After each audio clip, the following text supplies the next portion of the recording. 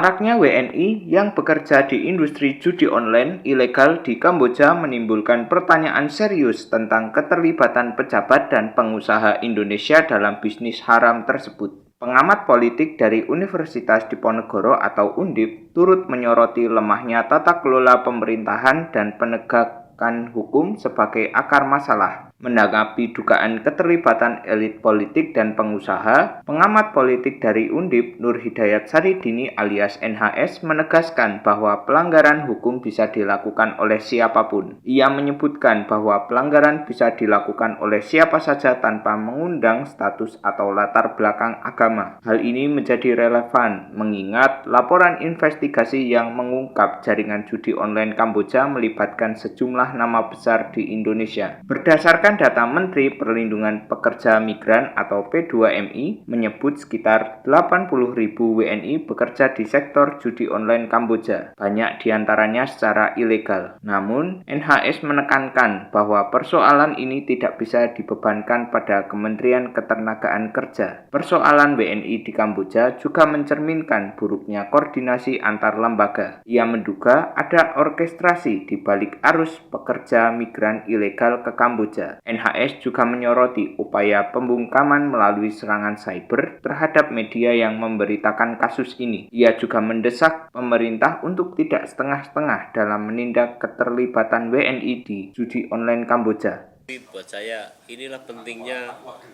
tata kelola pemerintahan, tata kelola ketenagakerjaan yang punya dimensi di internasional, yang juga memberi sumbangan yang besar buat devisa kita, di saat bersamaan juga upaya perlindungannya.